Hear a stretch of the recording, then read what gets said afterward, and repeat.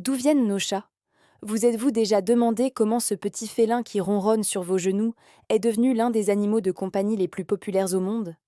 Son histoire est une épopée fascinante qui s'étend sur des milliers d'années et plusieurs continents. Aujourd'hui, on remonte le temps ensemble pour découvrir le voyage incroyable du chat, de prédateur sauvage à compagnon de vie adoré. Préparez-vous à voir votre boule de poil d'un œil complètement nouveau. Tout commence en Afrique et au Moyen-Orient. Le lointain ancêtre de tous nos chats domestiques est le chat sauvage africain, ou Felis libica. C'est un chasseur solitaire, parfaitement adapté aux paysages arides. Mais il y a environ 9000 ans, un changement majeur se produit. Les humains commencent à s'installer et à pratiquer l'agriculture. Ils stockent et zattent des céréales, et qui dit stock de grains dit rongeur. C'est là que notre chat sauvage entre en scène. Il se rapproche des villages, attiré par cette source de nourriture facile. Les premiers agriculteurs, eux, voient aller très vite l'avantage d'avoir ce chasseur expert à proximité. C'est le début d'une longue et belle amitié, une cohabitation basée sur un intérêt mutuel. Le chat protège les récoltes, et en échange, il trouve un garde-manger bien rempli et un environnement plus sûr. La domestication du chat n'a pas été forcée par l'homme, c'est plutôt une sorte d'autodomestication, une alliance naturelle. Puis nous voyageons vers l'Égypte antique où le statut du chat va atteindre des sommets inégalés. Pour les Égyptiens, le chat n'est pas seulement un chasseur utile, il est bien plus que ça. Il devient un animal sacré, vénéré et protégé. Il incarne la grâce, l'élégance et la protection. La déesse Bastet, symbole de la joie, du foyer et de la maternité, est représentée avec une tête de chat. Les chats vivent dans les temples, sont momifiés à leur mort comme des pharaons, et placés dans des tombeaux somptueux. L'adoration est telle que tuer un chat, même par accident, est un crime gravissime, passible de la peine de mort. Les chats sont si précieux que leur exportation est interdite. Les Égyptiens font tout pour garder leurs félins sacrés sur leur terre. Mais malgré ces interdictions, les chats finissent par voyager. Grâce aux marchands et aux explorateurs, notamment phéniciens et grecs, les chats montent à bord des navires et commencent leur conquête du monde. Ils arrivent en Europe, où leur réputation de chasseurs de nuisibles les précède. Durant le Moyen Âge, leur rôle est crucial.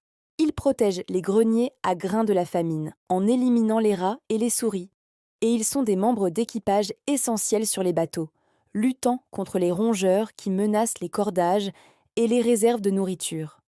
Ils ont ainsi joué un rôle clé dans le commerce et l'exploration maritime. Cependant, cette période est aussi plus sombre pour eux. Au plus fort des chasses aux sorcières, les chats, surtout les noirs, sont parfois associés au mal et à la sorcellerie. Leur nature nocturne et mystérieuse leur vaut d'être persécutés dans certaines régions.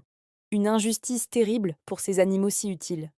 Heureusement, ces sombres superstitions finissent par s'estomper. On arrive au XIXe siècle, une période de grands changements. La vision du chat évolue à nouveau. Il n'est plus seulement vu comme un travailleur, mais aussi comme un animal de compagnie dont on apprécie la beauté et le caractère. C'est le début de l'élevage sélectif. Des passionnés commencent à organiser les premières expositions félines et à sélectionner des chats pour des traits physiques spécifiques. La couleur de la robe, la longueur du poil, la forme de la tête. C'est ainsi que naissent les races que nous connaissons aujourd'hui. Le persan avec sa fourrure opulente, le siamois avec ses yeux bleus perçants et son élégance, ou encore le Maine Coon, ce géant au cœur tendre. Chaque race est le fruit d'un long travail de sélection mené par l'homme pour magnifier certaines caractéristiques esthétiques. Et nous voilà arrivés à notre époque. Aujourd'hui, le chat est l'animal de compagnie numéro 1 dans de nombreux pays à travers le monde. Sa relation avec nous a profondément changé. Si son instinct de chasseur est toujours bien présent, ce n'est plus sa fonction principale dans nos foyers. Le chat est devenu un membre de la famille à part entière. On l'aime pour sa présence apaisante, ses moments de tendresse, ses jeux amusants et sa personnalité unique.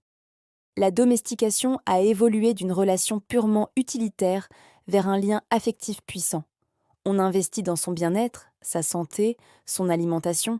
On le couvre d'amour et d'attention. Il partage nos vies, nos maisons, nos canapés et même nos lits.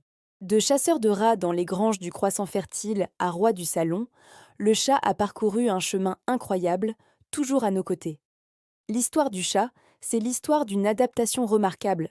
Il a su traverser les âges, s'adapter à différents environnements et cultures, et tisser avec l'homme un lien unique et durable. Alors, La prochaine fois que votre chat viendra se frotter contre vos jambes, souvenez-vous de l'héritage extraordinaire qu'il porte en lui. C'est l'héritier des chasseurs du désert, des dieux d'Égypte et des gardiens des greniers pidgeons médiévaux. Chaque ronronnement est un écho de cette histoire millénaire qui nous lie à lui. C'est fascinant, n'est-ce pas? Dites-moi en commentaire quelle partie de l'histoire du chat vous a le plus surpris. Et si vous avez aimé ce voyage dans le temps, n'oubliez pas de liker la vidéo, de la partager et surtout de vous abonner pour ne pas manquer nos prochaines explorations. Merci de nous avoir suivis et à très bientôt!